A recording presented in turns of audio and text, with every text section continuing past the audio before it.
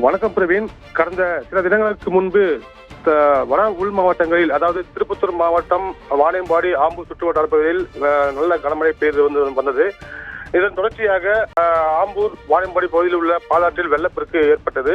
இந்த வெள்ளப்பெருக்கை தங்களுக்கு சாதகமாக பயன்படுத்திக் கொண்ட அந்த அருகாமையில் பாலாற்றின் ஓரங்களில் இருக்கக்கூடிய தோல் தொழிற்சாலைகளில் உள்ள கழிவு நீரை சுத்திகரிக்காமல் அப்படியே இரவு நேரங்களில் பாலாற்றில் கலந்து விடுவதால் நுரை பொங்கி மாசு சுகாதார சீர்கேடு ஏற்பட்டு நீர் ஆதாரம் பாதிக்கப்படுவதாக விவசாயிகள் தொடர்ந்து வேதனை அளித்து வந்தனர். கடந்த மாதம் கூட சோமலாபுரம் பகுதியில் இதே போன்று பாலாற்றில் கழிவு நீரை வெளியேற்றி அதன் மூலம் விவசாயிகள் வேலை தெரிவித்து புகார் அளித்த நிலையில அந்த துறை சார்ந்த மாசு கட்டுப்பாட்டு வாரிய அதிகாரிகள் சில தொழிற்சாலைகளுக்கு சென்று சீல் வைத்தும் அபராதம் விதித்தும் மின் துண்டிப்பை இணைத்தும் கூட நடவடிக்கை எடுத்தனர். ஆனால் கூட தொடர்ச்சியாக இது போன்ற செயல்களில் ஈடுபட்டு வருவதாக விவசாயிகள் வேதனை அடைந்தனர். அதே போன்று இன்று ஆம்பூர் சோமலாபுரம் பகுதியில் உள்ள அந்த பாலாற்று பகுதியில் இதே போன்று கழிவுநீரை வெளியேற்றிருக்கின்றனர். பொதுவாக இந்த பாலாறானது ஆந்திரா மாநிலம் மற்றும் தமிழக மாநிலத்தை கடந்து சுமார் 200 கிலோமீட்டர் தொலைவுக்கு பயணித்து கடலில் சென்று கலப்பதாக கூறப்படுகிறது.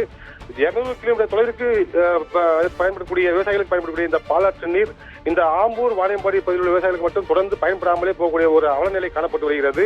அதற்கு காரணம் இந்த தோல் தொழிற்சாலையிலிருந்து வெளியேற்றப்படக்கூடிய இந்த கழிவு நீர் தான்.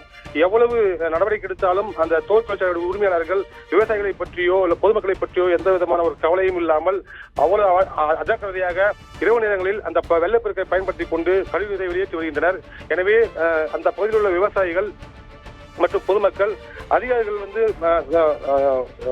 சாதாரணமாக ஏதோ ஒரு காரணமாக நடவடிக்கை எடுக்காமல் துரித நடவடிக்கை, அதாவது கடுமையான நடவடிக்கை எடுத்து அந்த தொழிற்சாலை உரிமையாளர்கள் இது போன்ற ஒரு செயல்களில் ஈடுபடாமல் தடுக்க வேண்டும். எங்களுடைய விவசாயத்துக்கு தேவையான அந்த நீர் ஆதாரத்தை மாசுபடாமல் பாதுகாக்க வேண்டும். அதே போன்று நிலத்தடி நீர் மேம்படுவதற்கான அந்த பாலாற்று நீரை கெடுக்காமல் எங்களுக்கு குடிநீர் ஆதாரமே அந்த பாலாற்றின் மூலமாக வருகின்ற அந்த சூழ்நிலை தான் வந்து வருகிறது.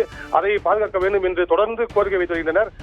அதிகாரிகள் கடுமையான நடவடிக்கை எடுக்க வேண்டும் என்பதே அந்த பகுதி மக்களுடைய கோரிக்கையும் விவசாயிகளின் கோரிக்கையும் இருந்து வருகிறது.